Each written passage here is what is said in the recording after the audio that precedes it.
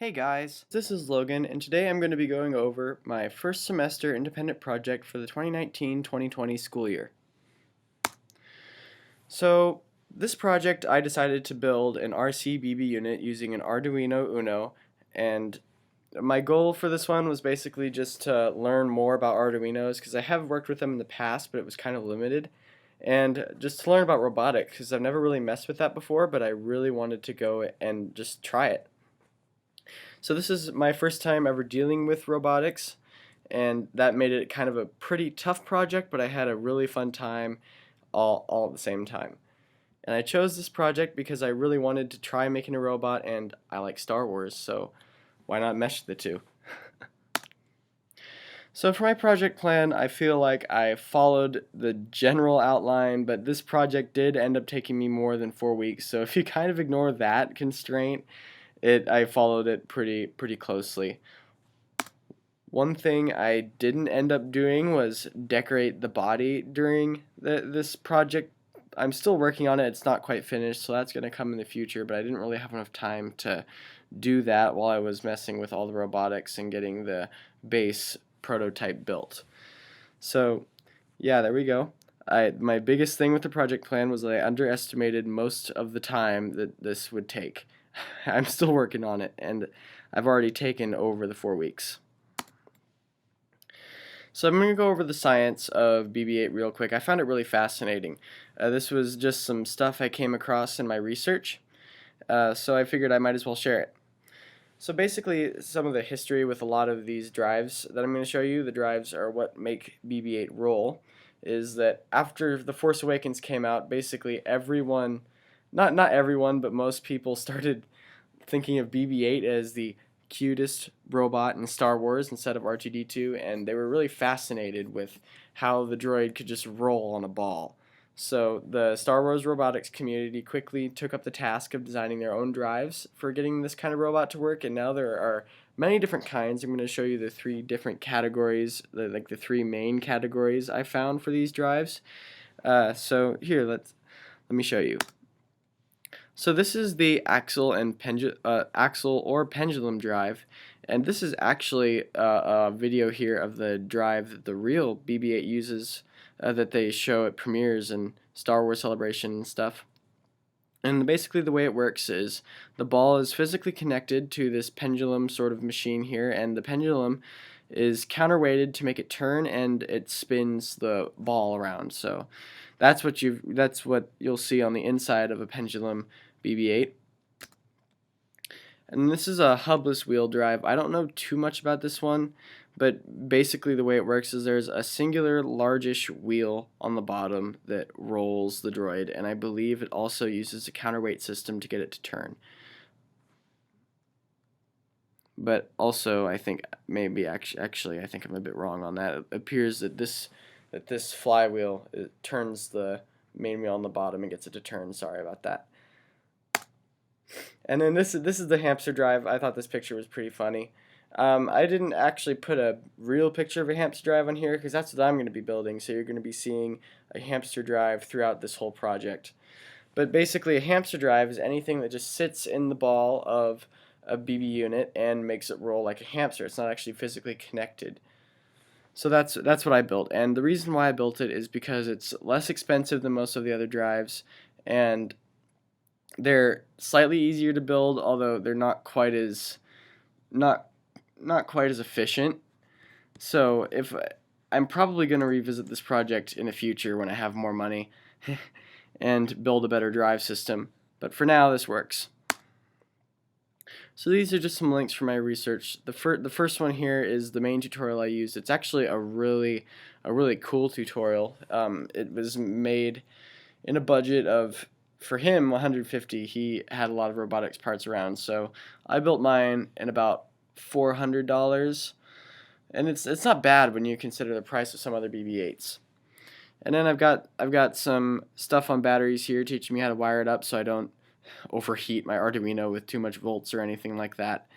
And then this is the motor driver shield user manual, and the motor driver is basically what controls the motors to get the robot to roll.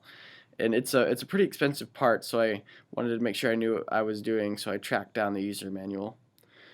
And then I've got some stuff on cutting and stripping wires because I had never done that before. And this here, it doesn't specifically say in the link, but this is a soldering tutorial. I had never done soldering before this either, so that was a bit of a learning experience. So here are my parts. I went and got wheel adapters for the motors and the wheels because the kind of motors I got were they did not connect the RC car wheels by themselves. They needed adapters that would do that, so I had to buy those. And I've got also the motor mounts. So these three are specifically for the motors, and I've got the wheels. And I've got 8 AA batteries to get 12 volts. It runs on 12 volts. And I've got these neodymium magnets. They're pretty strong, and those are what are going to hold the head in place. And I have a toggle switch to turn it on and off, a Bluetooth module, a motor driver, 1 GB micro SD card, an MP3 voice module, and a standard servo. These three here actually did not end up making it into the final build because for one reason or another they didn't end up working. Like these two, the voice module just didn't end up working at all, and the standard servo, the code for it in the project wasn't finished, and I didn't have enough time to really create custom code to get the servo to work, so I just kind of left them out. And then I've got the Arduino Uno here, which is the central computer of what's controlling everything, and I've got some 1-inch ball casters. Those are important because they'll just allow different things to roll easier. Like I have 3 of those on the piece that has the head rolling around on top of the ball, and I've got some that are keeping it from having too much friction on the interior, so they come in handy. And eventually, I don't have it in this picture here because I didn't have them at the time, but I made a mistake. You're going to need some 1K ohm resistors for the Bluetooth module. So these are some photos from week 1 at home. I built the main ball of my robot using a beach ball as a base and then putting paper mache on it, and that kind of resulted in a warped ball in the end, so I think in the future I'm going to use a bit of a harder ball as the base, but it worked for now. And then this is a video from what I accomplished at Vision Tech that week. Basically, this was a major successful point because I had gotten a whole circuit wired up and I had learned generally how to solder. I wasn't very good at it yet. So when I started up the first time, only one of the motors would work, and I was super confused. I couldn't find any way to fix it on the internet, and I had to troubleshoot it. And since this was my first time dealing with any robots, I was just totally confused. Eventually I figured it probably was the soldering because I couldn't think of anything else, and I went and just redid some solders until eventually both motors worked. So this is probably one of the highest points of my project, just kind of getting it to work for the first time. But as you can see here, it's controlled via Bluetooth through this app, and as soon as I press go, both of the motors start working. And it's kind of hard to tell what this one's doing over here because it's connected to the box, but yeah, that was a pretty good moment. So week 1, I got the first layers of paper mache on the beach ball. I learned to solder to circuit boards, and I tested the circuit for the first time. So week 2, I continued the paper mache trend. In this photo here, I'm actually using canvas instead of newspaper because canvas is stronger. And I think I actually got the wrong kind of canvas. In the tutorial, and the photos from the tutorial I was using, the canvas he used seemed to be a bit thinner and not quite as malleable as my canvas. My canvas is still a bit flexible even after it's hardened, and it's actually heavier than what his canvas looked like, so I think overall I probably just picked the wrong canvas. And then this photo here is of what's going to become the head, and on week 2 I shaped the main shape of the head from that foam ball there. And this is just kind of a snapshot of what I got accomplished that week, and it's just kind of showing what the droid will look like eventually when it's closer to being finished. Now, I didn't have any photos from Vision Tech that week because nothing else really new worked, but I was trying to install the voice module I talked about earlier, and this is the circuit I was using to try and get it done. But for some reason, this voice module just wouldn't work no matter what I tried, and eventually I just ended up removing it. So that's just kind of a review of what I did on week 2. Week 3, I covered the ball in wood filler, and I had never used wood filler for the first time, and this was probably not the best setting for me to learn how to use it, because wood filler is meant to fill up holes in wood. It's kind of difficult to get a good, even layer when you're trying to slather the whole ball in wood filler instead of just trying to fill up a specified hole. That kind of got kind of difficult, but after a lot of work, I got it sanded and got it to be a pretty smooth surface. And you can kind of see some of the warping I was talking about earlier, though, with the ball. That's going to cause big problems in the future, and I have plans for replacing it. So week 3, I learned how to use wood filler for the first time, and I sanded the ball after I got it covered in wood filler. And for the MP3 module, I still had it connected at this point, and I bought new speakers and tried them just to see if my speakers were the problem, and it still didn't work. So I just completely removed the MP3 module. So here's week 4, and you can see the ball is cut in half now. That was kind of nerve-wracking because I had spent 3 weeks working on the ball prior to this, and now it's cut in half. I just wanted to make sure I didn't do anything wrong, and it turned out fine. And this is a photo here of me cutting out some of the circles for the interior robot. And this is a photo of testing the robot on the floor. It wasn't actually in the ball yet, but it was working pretty well. It's kind of zippy, honestly. Not in the ball itself, but if it were just like, if that were the robot itself, it would be pretty quick.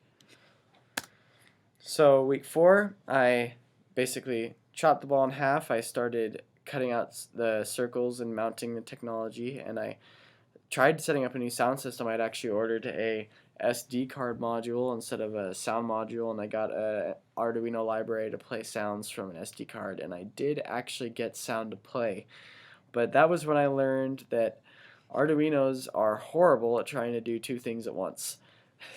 So I couldn't play sound and have the motors turn at the same time, and it was getting really wacky, and so right now it's a silent droid. And one of the biggest things I had to work through on week 4 was it basically seemed at one point like there was a complete technological failure. I was just working with it, and then all of a sudden I couldn't connect to the robot anymore, and the Bluetooth module wouldn't turn on for about a minute, and nothing was going.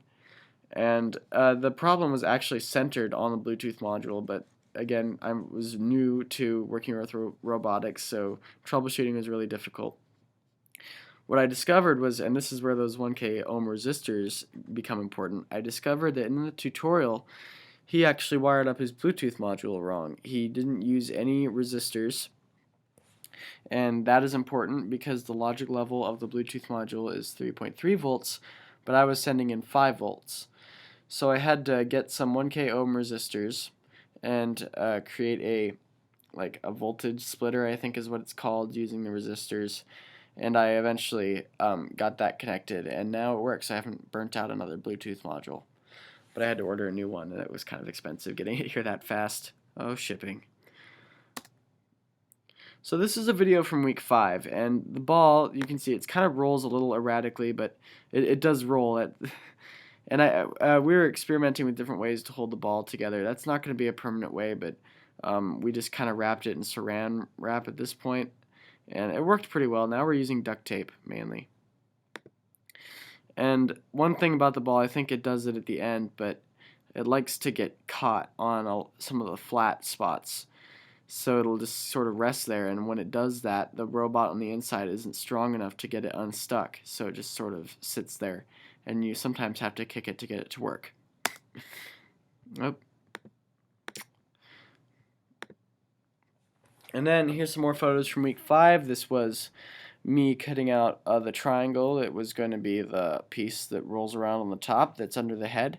And this is what my hamster drive looks like before I actually put it in the ball. It's got three main panels here. This one's got all the technology on it. And this panel here is mainly served as it's meant to create a lower center of balance, and you can use it to put more weight on and stuff. to try and keep the droid as bottom heavy as possible. And this up here has the magnets and everything for keeping the head in place. So for my reflection, I learned that patience is essential when working with robots. I'm really used to working with software stuff and being able to see errors when something wrong happens. So having to troubleshoot physical things that didn't really have any errors was a brand new learning experience for me, and I I was expecting to get a good functional product the first time, and that didn't happen. So I just had to use a lot of patience on this project. And then problem solving was everywhere because it seemed like no matter what I did, there would be something that goes wrong, and I'd have to try and figure it out. Like you can see, one of the biggest problem solving moments was with these. We were trying to figure out the best way to hold this plate on there because wood was kind of heavy, and we had these rods here that were pretty strong, but they weren't threaded all the way, so we weren't going to be able to stick a nut at the top. And I came up with the idea to use foam blocks to hold the nut there. So I thought that was pretty cool. And there were some more difficult things to troubleshoot, but that was one of the most obvious ones in the final build. And then next time, I would focus more on the learning than getting a functional product. The first time, I was trying to get a fully functional droid my first time through, in my first time working with robotics, and that just wasn't a very realistic goal. But I have learned a lot, and I'm still working on the project, and it is coming along. And so my future plans are I've ordered a 16-inch globe in the mail to be the base for a new ball, and it's going to be much more round. And I found a new tutorial that showed me how to make a better ball with a globe, and I'm going to use 3 layers of fiberglass canvas to do it. So I'm pretty excited for that. I feel like overall the project's going to work a lot better as soon as it has a more round ball, and then I can troubleshoot some more of the finer details that need reworking. And yeah, I think it's going to turn out pretty cool. So thank you for watching my reflection, and I'll get to you for my next project this year.